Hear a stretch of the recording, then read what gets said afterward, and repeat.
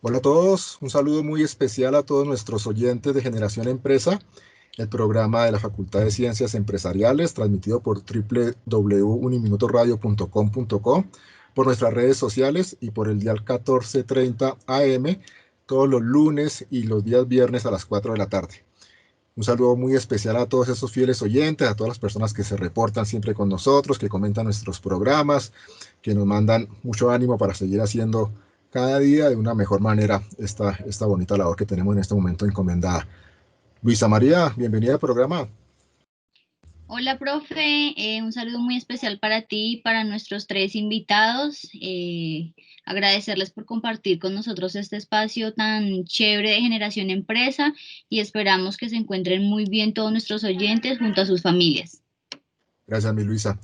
Como lo comentaba Luisa, tenemos tres invitados muy especiales, incluido un profe, un doctor amigo de México, que ya nos contará quién es. Y hoy tenemos un tema muy importante que tiene que ver con el tema de comunicación, geopolítica, ya lo iremos hablando. El doctor Boris Caballero, historiador, doctorante de Ciencias Sociales. Doctor Boris, bienvenido. Qué bueno que haya aceptado la invitación a Generación Empresa. Gracias a ti, César.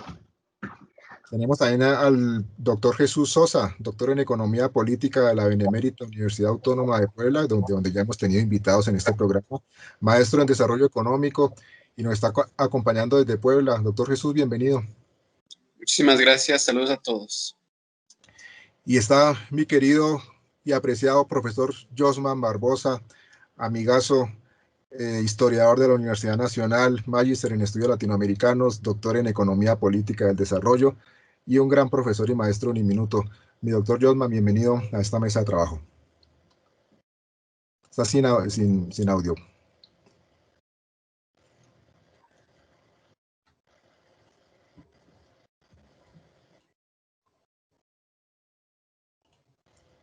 Buen día, César. Buen día. Un saludo a ti y a Luisa y a la mesa.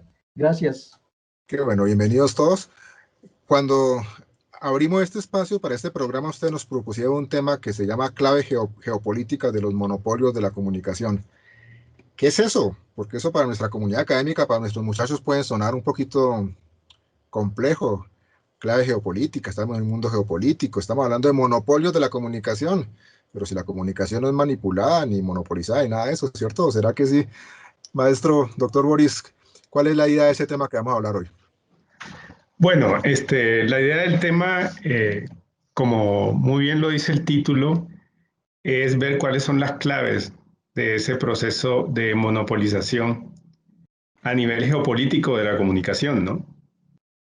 Entonces, bueno, habría que remitirse un poco a una coyuntura muy especial por allá en la década de los 70, donde, bueno, había todo un contexto internacional, había un mundo bipolar, pero además de eso también se planteaba una alternativa que muchos conocieron como la tercera vía, que estaba muy vinculada con los países que en ese entonces se llamaban el movimiento de países no alineados, ¿no?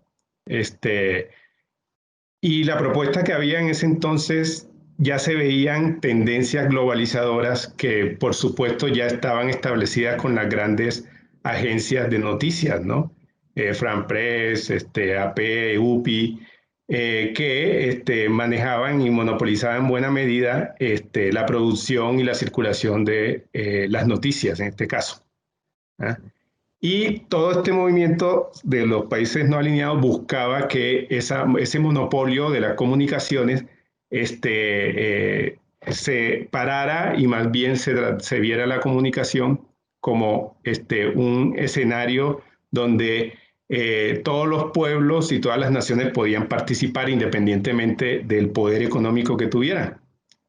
Entonces, ahí tenemos que ubicar como una ruptura que se da en ese momento, porque efectivamente hay una demanda de estos países no alineados, que son, en ese entonces se conocían como los países del tercer mundo, países que no estaban dentro del centro capitalista, una demanda porque se socializara tanto el conocimiento tecnológico como las posibilidades de producción y circulación y consumo de información y a la vez las posibilidades de comunicación mucho más democráticas, ¿no? no controlada por esas grandes agencias. Y la UNESCO hizo eco de estas demandas de los países del movimiento no alineado, y en el 77 se creó una comisión. Esa comisión estaba dirigida por un señor irlandés, que es Sigmar Bright, que era Premio Nobel de Paz, y además tenía en ese entonces el equivalente al Premio Nobel de Paz, lo daban en la Unión Soviética. Él tenía también el Premio Lenin a la Paz, ¿no? Era todo un personaje, ¿no?, importante, y dirige una comisión de estudio sobre la situación de la comunicación a nivel mundial y genera un informe. En ese informe se lanzan una serie de propuestas para hacer una comunicación más democrática, donde las naciones tuvieran una participación importante y además de eso, se velara porque se diesen desde los países desarrollados la posibilidad de transferencia de conocimiento y tecnologías que posibilitaran que a nivel soberano las naciones pudieran también participar en la comunicación. O sea, en ese informe también decía que el 80% de las comunicaciones a nivel mundial eran manejadas simplemente por 4 agencias. Dos de ellas controladas por los Estados Unidos, la otra por Gran Bretaña y la otra por Francia. Esas 4 agencias manejaban el 80% de las noticias y de la comunicación. Y además de eso, la mayoría, el 90 y pico, 95% de la información que transmitían era información que partía de los países centrales. O sea, ¿en qué sentido? Era información cuyo epicentro eran los países centrales, o sea, el tercer mundo, y los países periféricos quedaban absolutamente relegados. Otra cosa que veía el informe es que también había un problema ahí digamos, de soberanía sobre las identidades de los pueblos, ¿no? O sea, el mensaje y el modo de vida y los valores que se transmitían eran los valores de los países centrales, quedando en segundo plano,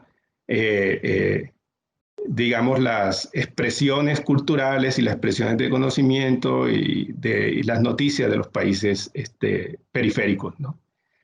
Este informe, dentro de las recomendaciones que daba, era había que buscar mecanismos de desarticular estos monopolios donde los estados y las naciones debían tener una participación importante.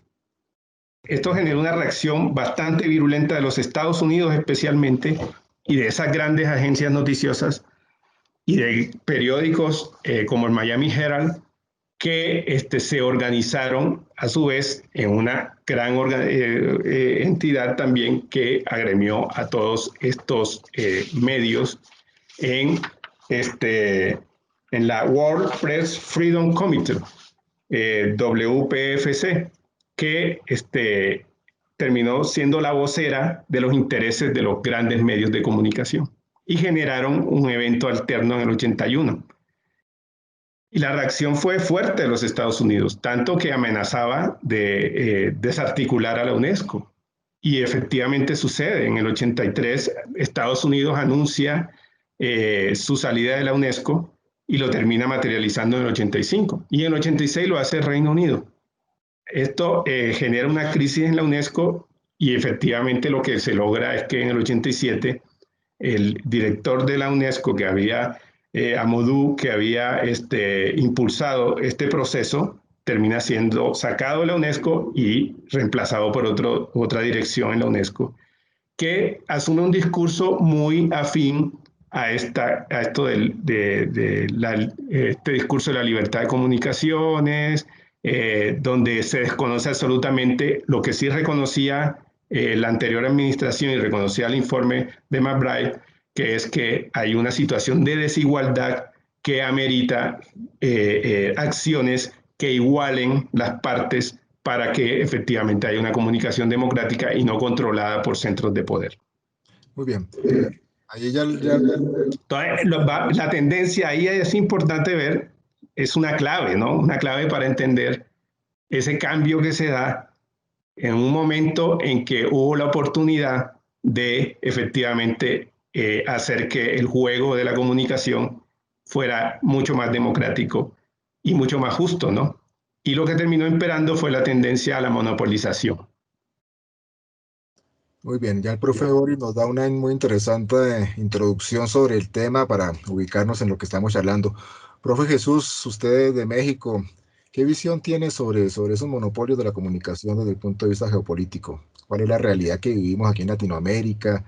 ¿Realmente somos manipulados por los medios de comunicación? Como decimos, muchos ellos eligen presidente, por ejemplo. ¿Qué versión de la verdad conocemos? Pero yo diría que no solamente desde el punto de vista de la manipulación de los estados capitalistas, sino en general de la información. Porque si Sí, vamos a revisar la información que saca Cuba o Venezuela o Rusia, probablemente sería otra larga discusión también de monopolios en la comunicación. claro. Muchas gracias. Yo quisiera ubicarme justamente desde la perspectiva internacional, las relaciones entre estados, la política exterior de los estados y su vinculación con los medios de comunicación. Quisiera contextualizar históricamente cómo hay una transición de los usos de medio de comunicación, empezando por la prensa. Probablemente una de las grandes referencias es en el Parlamento Europeo, donde se dice que el cuarto poder lo representa justamente la prensa, al lado del poder ejecutivo, legislativo y el judicial está la prensa.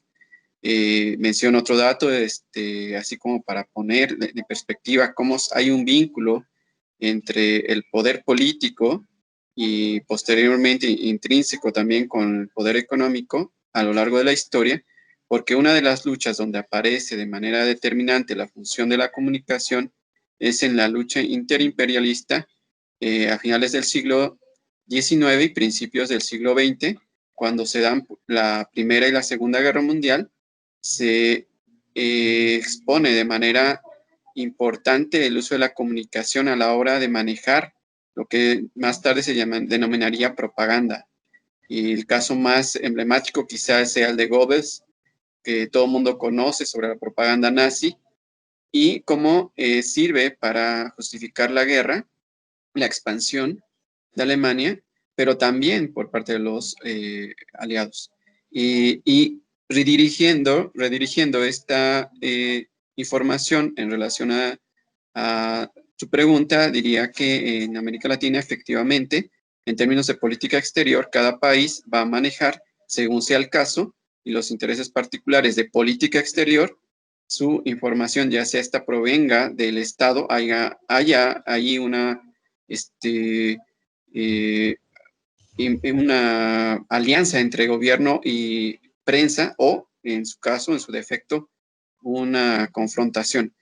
Esto que me decía sobre cómo los gobiernos pueden ser aliados o opuestos a los medios de comunicación, lo vemos en los diferentes golpes de Estado que ha habido en América Latina y cómo la prensa fungió para justificar esos golpes de Estado. Y también, digámoslo así, desde los estados que no han sido aliados de la política exterior estadounidense, tenemos que ellos también manejan su propia información, tratando de defender, obviamente, sus propios intereses nacionales.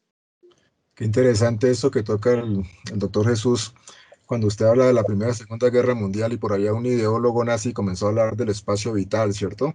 Y Claro. y del derecho que tenían las potencias a extender su espacio, simplemente por el hecho de ser potencias. Yo diría que es un concepto que se sigue manejando actualmente por las grandes potencias y vemos cómo invaden territorios, cómo justifican invasiones y demás por diferentes excusas, digamos, geopolíticas. Profe Jolman, ¿qué opina usted de este tema de los monopolios de la comunicación? Y quisiera también que nos comentara un poco de este proyecto que se está dirigiendo desde el punto de vista de la investigación y que ha unido precisamente a la Facultad de Comunicación, a la Facultad de Ciencias Empresariales y a profesores de Latinoamérica.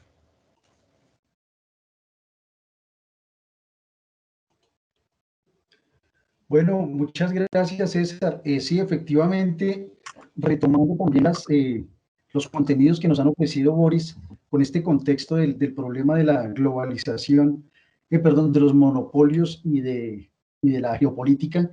Esto, digamos, surge como una necesidad. Cuando llego a la Facultad de Comunicación, me doy cuenta que hay una ausencia, digamos, de tratamiento de una relación importantísima, y es como la comunicación articula también los poderes a nivel local, regional y global.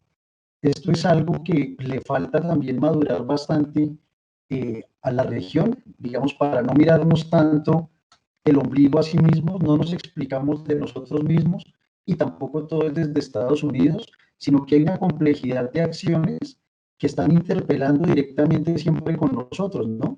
Entonces, si nos damos cuenta, lo que nos explica Boris es precisamente un contexto de instituciones, sobre todo Naciones Unidas, UNESCO, y un desarrollo de organismos que quieren hacer una articulación internacional para una comunicación democrática. Y el profesor, el doctor Jesús Sosa, nos aborda ya esta complejidad a nivel de estados y de regiones. Entonces nos damos cuenta que la comunicación tiene un peso importante y ahí la idea es precisamente lograr que la Facultad de Comunicación de Uniminuto pues se vuelva un punto de referencia y de vanguardia para el estudio de lo que es la complejidad de la comunicación con los monopolios. Entonces, pues en eso y aprovechando pues para decirlo, el propio profesor César se encuentra también, digamos, vinculado a esto en un esfuerzo de que esto sea no solamente de la Facultad de Comunicación, sino de la Facultad de Ciencias Empresariales. Entonces, también darle un mensaje a los estudiantes y a la comunidad universitaria, que son los primeros que aquí seguramente están acompañándonos y debe ser un grueso de tu audiencia, César, en tu pertinente programa. Entonces, decirles que claro, que también es convocar y converger en temas de geopolítica y comunicación que tienen un amplio espectro, ¿no?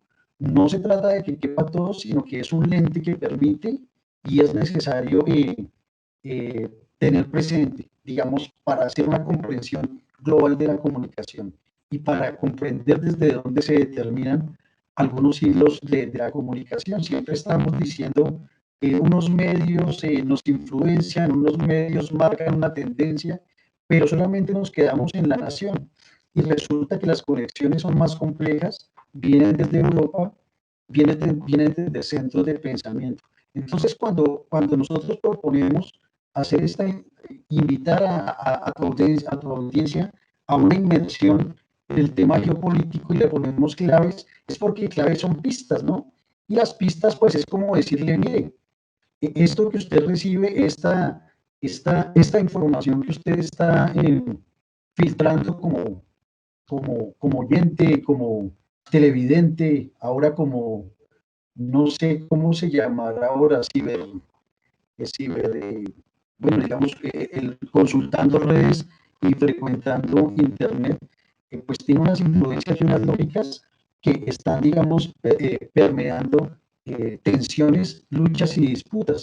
En esa medida, ya con esto termino, el proyecto intenta hacer una articulación para que miremos cómo los medios internacionales, los oligopolios, los monopolios, también se apoyan en la comunicación para determinar el uso y la disputa de los recursos en América Latina. Por ejemplo, ¿qué mensaje nos pueden dar de lo que es el páramo de Santurbán con el ingreso del sector árabe a invertir en ese segmento? ¿Cómo nos pueden vender o entregar la información sobre lo que es el fracking, intentando, digamos, mostrar caras amables? Ahí obviamente hay una lógica de poder que está matizando el mensaje, ¿no? Entonces, esta es la intención, digamos, del proyecto y pues, del mensaje de este programa, invitándolos a hacer un acercamiento, ¿no?, a las claves básicas.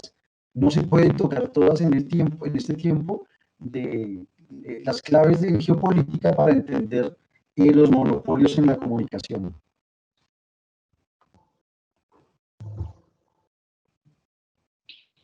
Bueno, yo quisiera preguntarle a nuestros invitados cuáles creen ustedes que son las principales estrategias que se utilizan a la hora de hablar de los monopolios de la comunicación. Bueno, yo quisiera como decir algo al respecto. Efectivamente, bueno, siguiendo un poco lo que decía antes, ¿no? Efectivamente, las estrategias están en la medida que existe toda esta lógica de mercado donde los poderosos, los que tienen recursos, a la vez son los que mejores tienen posibilidades de competir, como sucede en cualquier mercado.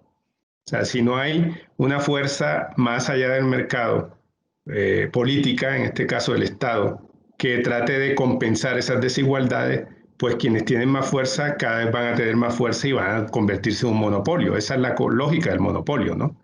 Y en la medida que son monopolio, terminan manejando de dónde se produce la información, cómo se produce, a quiénes llega, de qué manera llega.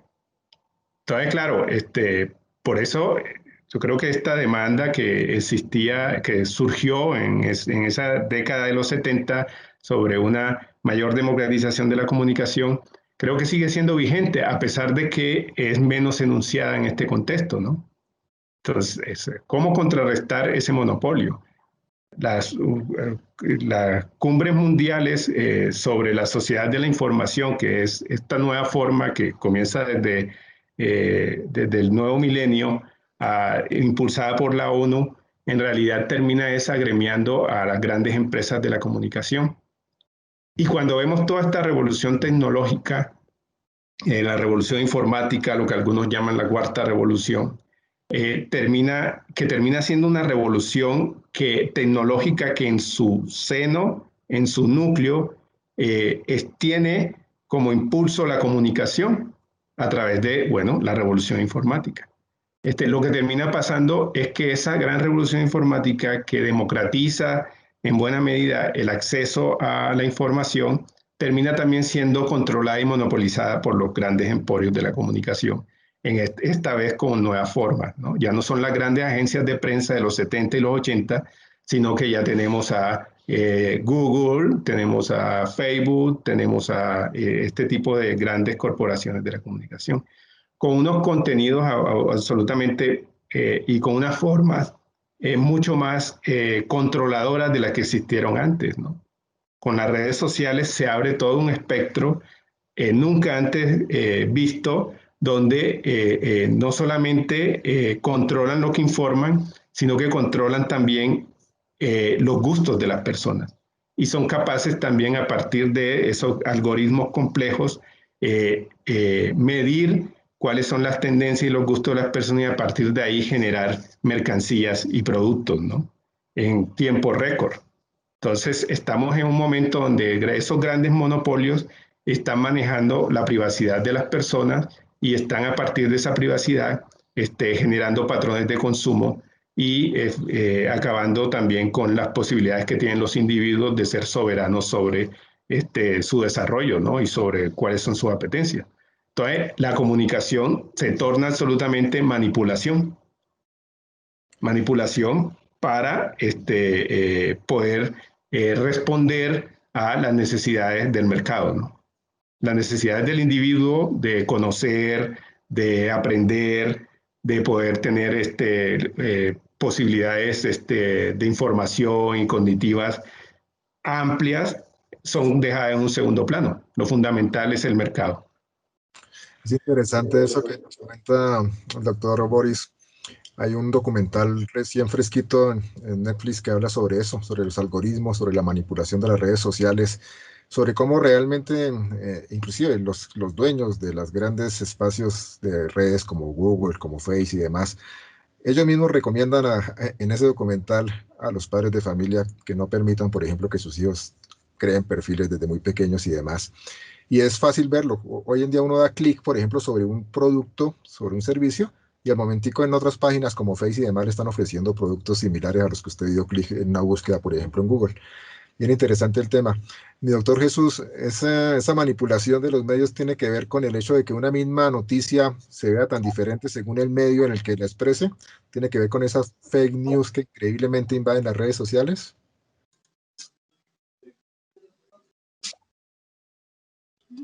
Claro, es muy interesante ver cómo hay un acuerdo implícito entre los diferentes poderes fácticos según el según el país en el que nos encontremos.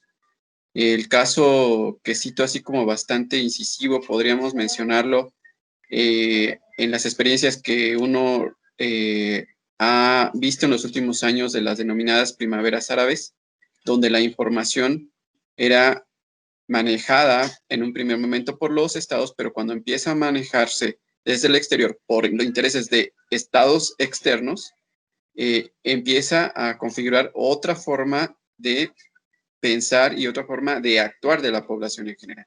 Entonces ahí hay una suerte de velo que uno generalmente no observa, pero que existe.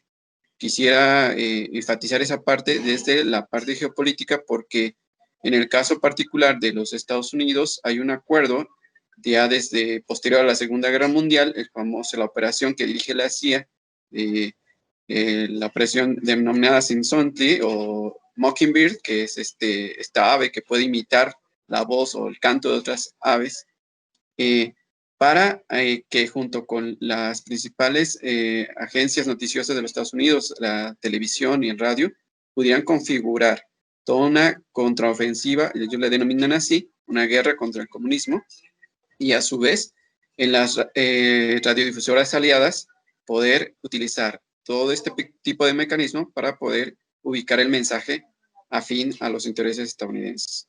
Pero lo mismo sucede, ¿no? En este caso nosotros vemos como en China Facebook no está activo, no se le permite la entrada, pero lo mismo ahora lo vemos en el caso de Estados Unidos, que no permite que llegue información amplia sobre las actividades del gobierno en guerras como Afganistán o Irak, que se destapó con esta cuestión de Wikileaks. Probablemente por eso que nos comparte el doctor Jesús es que, por ejemplo, en estos hemisferios consideramos tiranos a ciertos gobernantes de otros lares que en sus pueblos son considerados héroes. Simplemente porque la información que nos llega acá es totalmente sesgada y nosotros en nuestro interior, en nuestro imaginario, nos creamos una imagen que nos la crean literalmente, de líderes que son asesinos, que supuestamente son dictadores y demás, y muchas veces, como lo dice el doctor Jesús, comparte uno páginas de otros países ya más cercanos a la realidad, y el perfil de esas personas es totalmente diferente. Sí. Esto quizás si me das ahí un espacio más, mira, quisiera mencionar cómo, por ejemplo, existen estrategias bastante acabadas, bastante científicas en términos de psicología, antropología, filosofía, en los think tanks que ya había mencionado el doctor Josman, para poder predeterminar, predecir y también configurar la conducta y la opinión pública, la parte ideológica que desde la geopolítica es sumamente importante. Esto que bien mencionas tiene que ver con todo esto que generalmente, como dije, pareciera que está en un velo, porque uno está ahogado actualmente en información, en noticias, pero son noticias con un solo sesgo, ¿no? No es que tengamos un abanico amplio realmente, sino es casi lo mismo. Uno ve repetido en un canal de televisión, en un canal de red social, ve uno repetida la misma noticia 1, 2, 3 veces bajo la misma perspectiva. Obviamente, si estamos hablando de este manejo de los medios de comunicación como un monopolio que controlan los poderes fácticos, que no necesariamente a veces es solo gobierno, o solo empresarios, o solo políticos, ¿no? Puede ser toda esta amalgama de élites que conjuntamente manejan la información. Claro que sí, doctor Josman. Si los medios de comunicación evidentemente son manipulados, como evidentemente lo están, si la información que nos llega es totalmente sesgada y diría yo en gran parte pues, manipulada, ¿a quién le creemos? ¿Cómo encontrar la verdad de la comunicación? ¿Cómo buscar tener un criterio de independencia? Esa es una tremenda pregunta que en mi concepto no está muy lejos de ser resuelta. Eso que tú refieres se llama ahora en términos como técnicos o nuevos, la posverdad. La posverdad es una negación emotiva de la verdad. Es precisamente, se construyó el mundo moderno a partir de la racionalidad occidental, de la lógica, de la matemática, y sin embargo ahora se pueden hacer negaciones que son, digamos, profundamente racionales. Por ejemplo, Peñalosa diciendo que el metro de San Petersburgo de Moscú es un nido de ratas. Eso es posverdad, eso es la negación emotiva de la realidad. Entonces, digamos, ¿cómo se construye una alternativa para saber qué es cierto o qué es falso? También en análisis del discurso uno comienza a comprender que la verdad es una aspiración como el mito de Sísifo. es algo a lo que nunca se llega totalmente porque es más la búsqueda de lo perfectible que de lo perfecto, lo verosímil que lo verdadero. Entonces, ¿cómo uno logra construir al menos algo verosímil? Pues a partir de algo que nosotros como docentes aquí todos sabemos, y todas creo que Luisa también por ahí da clases, entonces sabemos que hay un problema y es la falta de indagación, de curiosidad y de conocimiento. Miren que siempre la balanza crítica se pone del lado del que informa. Y esto me lo dijo a mí un premio de Ciencias Sociales en Cuba cuando me dirigía a la tesis, bueno, me acompañaba en la tesis, me dijo, usted en redes y en conocimiento tiene dos alternativas. O es consumidor de los discursos de otros, o es capaz de poner discursos para otros. Y poner discursos para otros implica una lectura. Entonces, ¿cómo logramos nosotros conjurar estas claves que tú decías del programa de redes sociales de Netflix que hablabas del documental? Ellos dan unas claves, ¿no? Tenga más fuentes de contraste, no se quede con una sola. Hay páginas que le permiten ver si es fake o no. Lea, compare. Y también aquí hay algo que nos atañe como académicos y como personas. Y es la potencia todavía del maestro y el guía como acompañante de un proceso. Porque en Facebook o en Google ustedes tienen mayor información que la que los 5 que estamos aquí podemos manejar. Pero Google no puede dar las claves, ni las anticipaciones, ni los caminos. Entonces, digamos, confiar en la enseñanza-aprendizaje desde lo más humano es importante. Y ser capaz de instruirse para poder confrontar una fuente, creo que es fundamental. En la medida en la que tenemos una comunidad más informada, más educada, es capaz de hacer un juicio crítico de la información. Mientras tanto, simplemente la gente recibe, no filtra y reacciona. Pero eso está fundamentalmente ligado en mi concepto a que tenemos que trabajar en la otra palanca. Y es que precisamente, y aquí me detengo un momentico en qué implica también la geopolítica y la comunicación, es que hay una herramienta teórico-metodológica que se llama la economía política de la comunicación. ¿Por qué se vuelve la herramienta crítica de la comunicación? Porque precisamente analiza la cadena de producción-consumo. ¿Quién produce la noticia? ¿Quién produce los contenidos? ¿Cuál es la cadena por la cual circula y quién la consume finalmente? Y resulta que el consumidor, si logra esta palabra que ahora se usa, empoderarse de un saber, puede determinar también qué contenidos le son apetecibles y no volverse un comunicador que ingiere sin tener ningún tipo de dieta, ¿no? Para hacer como una analogía. Entonces, eso te podrían contestar, César. Gracias, Josman. Siguiendo la línea de lo que estás comentando, yo quisiera preguntarle a los tres invitados, uno de los temas más importantes ahorita, pues claramente es la pandemia. ¿Cómo creen ustedes que se ha manejado la información y cómo a través de los medios de comunicación esto ha, digamos, puesto en marcha el pensamiento de los colombianos, hablemoslo en nuestro caso? ¿Y cuál es la cuota de responsabilidad que tenemos nosotros frente a lo que nos están mostrando los medios? Bueno, yo quisiera decir ahí algo antes. Me parece que con la pandemia ha sucedido un proceso que ya venía, pero que se profundizó con la pandemia. Y es que estas empresas, Google y otras, Zoom, que manejan grandes plataformas de comunicación, se fortalecieron tanto que entraron a jugar un papel fundamental asociándose con estos organismos multilaterales, entre ellos la UNESCO. Todo el programa de la UNESCO de enseñanza y de educación a distancia por la pandemia está apoyado sobre estas grandes empresas.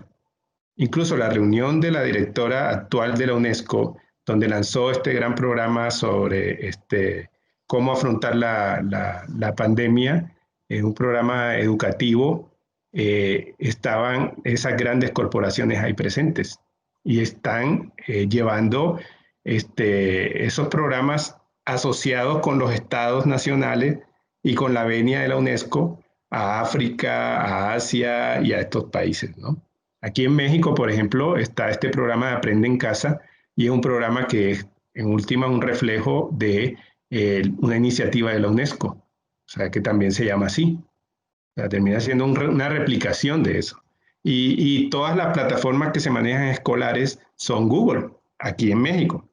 ¿Ah? En África lo maneja otra empresa y así. O sea, en realidad, esto que por eso decía, este momento es importante, por eso comenzaba con el caso de la Comisión de la UNESCO en los 70, finales de los 70, porque es importante porque marca la ruptura de algo que quería ser de otra manera, pero que no pudo, y algo que sí se está abriendo paso y que es en buena medida el desarrollo de lo que tenemos ahora.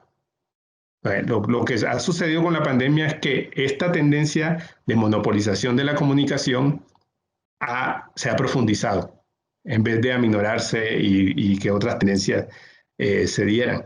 Y ahora, pensando en cómo nosotros afrontamos esto, o sea, la única manera es la educación, o sea, una educación con un pensamiento crítico en la posibilidad de que uno adquiera los elementos para poder determinar la falsedad de alguna información, poder siempre manejarse con evidencias, dudar de ciertas informaciones, y es la única manera. O sea, si tenemos un pueblo educado, es muy difícil que sea un pueblo engañado. La educación es la clave. Y en el caso de Colombia, ahí es donde tiene que estar. Ahora, tampoco todo es tan negro. Efectivamente, en esta coyuntura se ha naturalizado un poco esta desigualdad donde nosotros como países de la periferia somos consumidores de tecnología, consumidores de información, pero también se han abierto escenarios como esto de las redes sociales, donde también se puede tener un juego en la opinión que puede salirse un poco de estos monopolios de información, a pesar de los manejos de los algoritmos y todo eso. Y eso también se ha demostrado, o sea, en Estados Unidos, en Colombia con las marchas, en las protestas que hubo a finales del año pasado. O sea, las redes sociales jugaron un papel fundamental.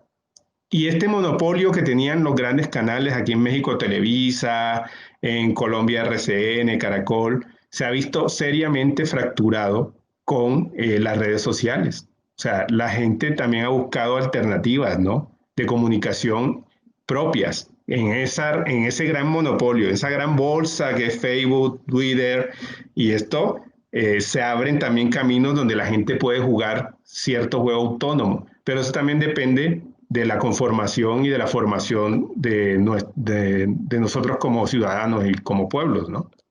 Claro que sí. Jesús. Bueno, a mí me gustaría enfocarme en el manejo de los grandes medios de comunicación sobre esto que se ha denominado teorías de la conspiración.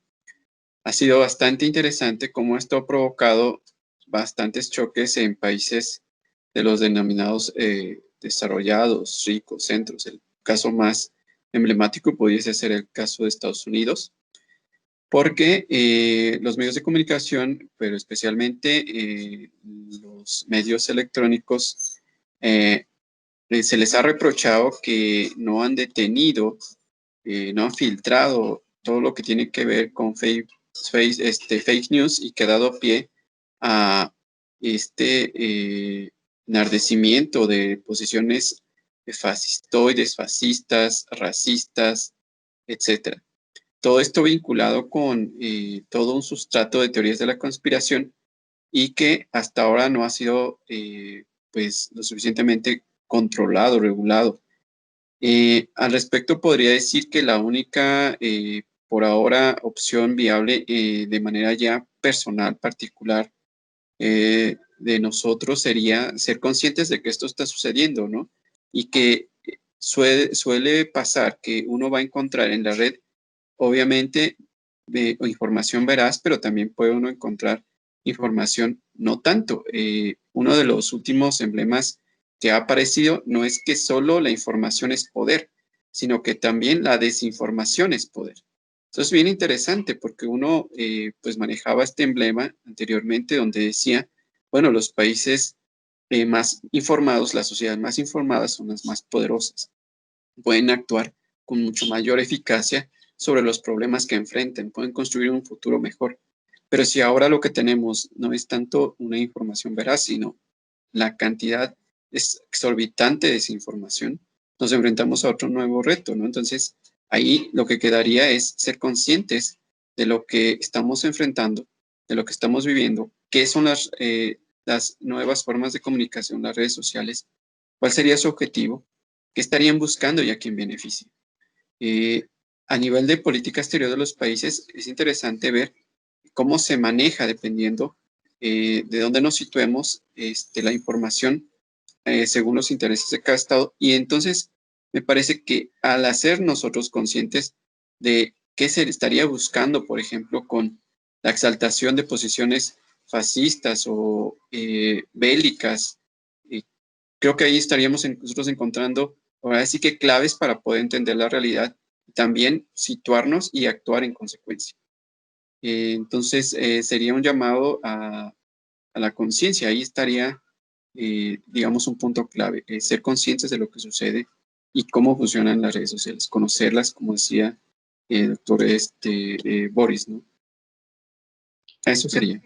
Profe Josman. Sí, Luisa, te oigo. ¿Cuál es tu percepción frente a la pregunta? Sí, Luisa, pues mira, yo creo que habría 3 puntos como importantes para referir. Uno, yo percibo una derrota del carácter universal de la ciencia como discurso, porque lo que más se vio, adrede o no, interesante lo que dice el doctor Sosa acerca de ya no solamente es la verdad la que domina, sino también la mentira, ¿no? Antes nos decían el conocimiento es poder, pero como que también el desconocimiento aprovechado en otros se vuelve un poder. Entonces uno no entiende el relato de la ciencia durante la pandemia, dejó mucho que desear.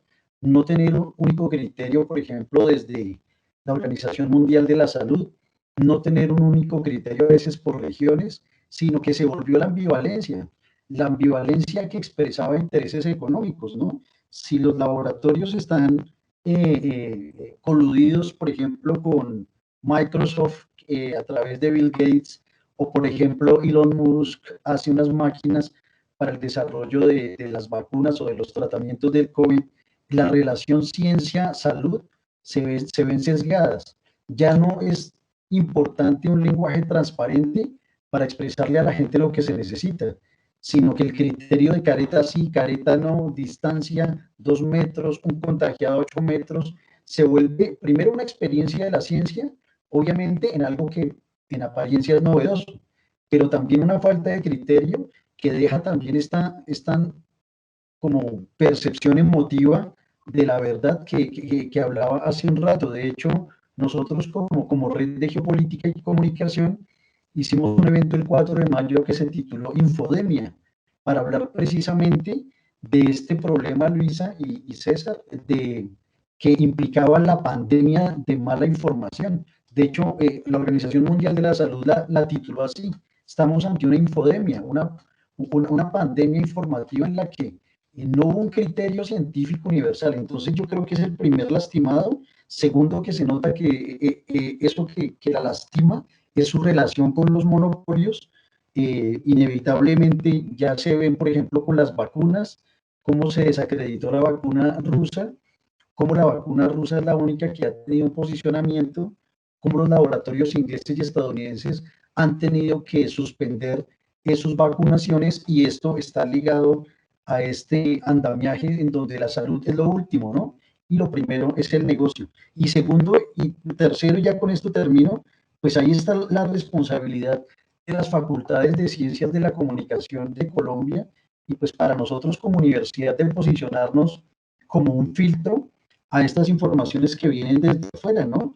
Nosotros no tenemos como un colchón de tanques de pensamiento, de estructuras de pensamiento que permitan filtrar y moderar esta información para hacerla más eficiente, ¿no? No tenemos comunicadores expertos, por ejemplo, en salud, en economía, en política. Es necesario cualificar la comunicación, por ejemplo, en empresas, para que, digamos, se haga la apropiación eh, pertinente para este tipo de casos. Entonces, también, digamos, cuando nosotros construimos este programa y esta línea de investigación, es también decir, es necesario que Colombia y que la universidad tenga el desarrollo de una estructura de pensamiento que pueda hacer un filtro de este tipo de informaciones para hacer la transferencia, que en esa medida el programa que tú y el profesor César moderan se vuelve como el mediador, ¿no? Para llegarle a la comunidad y hablarles en este momento a ellos y decirles pilas con esto que estamos viendo y también, digamos, a las universidades y en sus directivas, en su amplio espectro, decirles es necesario fortalecer estas líneas críticas de investigación. Qué interesante, profe Josman. Y retomo algo que nos decía el profe, el doctor Jesús Sosa. En estos días en Twitter alguien tuiteaba, si esto es lo que vemos en videos, porque la gente graba con sus celulares, ¿qué será lo que no vemos? Y es cierto, las redes sociales y el manejo de los celulares hoy inteligentes han permitido evidenciar cosas que seguramente de otra manera nunca sabríamos que han pasado en Colombia y en el mundo. Pero ahí también surge otro debate interesante y es el manejo que se le da, por ejemplo, a esas imágenes. Por ejemplo, las imágenes de víctimas, de personas picadas, de personas torturadas, de personas muertas. Hay un gran debate ético también sobre ese manejo que se le da a esas imágenes y demás. El tiempo en radio se nos va muy rápido y más cuando estamos en un programa tan interesante como este. Estábamos conversando aquí internamente con Luisa y diciendo qué buen programa, qué buen tema. Hay que hacer otro segundo programa, mis queridos doctores Boris, Jesús, Jotman, porque me parece, estoy seguro, que el manejo de la comunicación es vital para todas las personas, para nuestra comunidad académica, para nuestros estudiantes, para que realmente aprendan como a filtrar un poco todo eso y a sacar de alguna manera unas verdades que realmente le generen aprendizaje. En este momento del programa siempre le pedimos a nuestros invitados y a Luisa que nos envíen una palabra para nuestra comunidad académica. Les pido porfa que sea muy corto el espacio, un mensaje que cada uno de ustedes tres y mi querida Luisa quieran enviarle a nuestros estudiantes, profesores administrativos, oyentes de 1430 AM y seguidores en redes sociales. Profesor doctor Boris Caballero.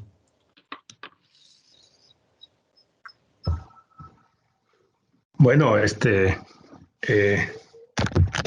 el mensaje que les enviaría es que agucemos siempre la mirada y nuestra escucha, que siempre estemos con esa posibilidad de evaluar la información que recibimos y a partir de ahí también podamos también actuar como difusores de lo que consideremos que ayuda, ¿no? En términos de rearmar los lazos de solidaridad y de colaboración que tanto necesitamos ahora en estos momentos de crisis, ¿no? Que no solamente están con la pandemia, sino que la pandemia se sumó a una crisis estructural que viene desde hace años y que se manifiesta en problemas sociales y económicos cada vez más profundos, ¿no? Entonces, sobre todo eso, que aprovechemos la situación medio privilegiada que tenemos como gente cercana al conocimiento para que ese conocimiento no solamente nos sirva a nosotros, sino que también le pueda servir a los demás para eso, para poder tener capacidad de criterio y de elección y de decisión para salir de este atolladero y encontrar alternativas donde todos podamos caber y podamos construir una sociedad mejor, ¿no? Muchas gracias. Doctor Jesús Sosa. Gracias. Bueno, a mí me gustaría comentar solamente algo de manera muy particular. Dentro de todo este conglomerado, de este apabullamiento de información, de fake news, etcétera, llama la atención, por ahí leía ahí una nota bastante pequeña, casi intrascendente en términos de de la difusión, etcétera, pero decía, actualmente la información que es mucho más objetiva tiende a ser la que mayormente marca diferencia. Eso quiere decir que por ahí tenemos una pista, ¿no? Las personas que se dedican a la parte relacionada con comunicación, las que sean más auténticas y más objetivas en términos del bien común de la comunicación, van a ser aquellas que realmente marquen la diferencia. Y eso tiene que ver incluso como muchos, incluso youtubers, digámoslo así, desde lo más ínfimo, lo más pequeño, hasta aquellos grandes periodistas reconocidos que se han apegado lo más posible a la objetividad, a la verdad, son aquellos que han empezado a marcar diferencia dentro de este marasmo de fake news. Entonces, por ahí creo que hay una pista para poder nosotros proceder y ahí está una luz de esperanza. Doctor Jesús. Mi doctor Josman Barbosa. Sí, pues mire, así muy brevemente, hace poco, 11 de septiembre, en conmemoración, por ahí estuve viendo una reunión entre dos líderes de los años 70, Salvador Allende y Fidel Castro. Y Allende le decía a Fidel que Latinoamérica no podía seguir siendo solamente el continente de la esperanza. Es decir, es necesario construir la esperanza. Fromm hablaba precisamente que la esperanza no era esperar, sino era una búsqueda constante del futuro, ¿no? De un buen futuro. Entonces, desde la comunicación hay que hacer una reflexión frente a eso. No somos solamente un continente de la esperanza, tenemos que construirla y en eso el campo comunicacional es fundamental. De ese fotógrafo que hace unos años publica en Times la foto del niño etíope acurrucado al frente de un charco de agua que ya casi muere y un chulo detrás esperando su último suspiro para caerle, y el fotógrafo se vuelve un observador simplemente como crítico, objetivo, que ve el retrato, una realidad, a lo que vemos ahora con los celulares grabando palizas. Entonces nos llama también a eso, ¿no? El mensaje sería esperanza, esperanza que se busca, pero también la discriminación en cuándo termina el uso de la tecnología y cuándo termina y cuándo comienza un principio vital, ¿no? Cuándo termina el uso del celular y comienza una reacción vital. Ese sería como el mensaje de esperanza y acción para la audiencia, profesor. Muy bien, en este momento quiero reiterarle la gratitud al doctor Boris Caballero, al doctor Jesús Sosa, al doctor Josman Barbosa por haber aceptado la invitación a este programa.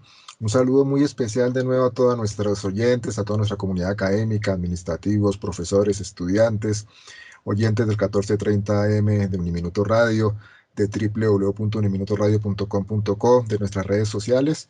Y nada, siempre un mensaje final de optimismo, sabiendo que vamos a seguir adelante, que desde que haya salud, todo lo demás irá tomando unas mejores formas, y como los expresaron nuestros invitados de hoy, está en nuestras manos también cambiar todas estas realidades tan complejas que muchos millones de personas viven y en la cual nosotros realmente somos unos privilegiados. Un saludo especial para todos, cuídense mucho, feliz semana,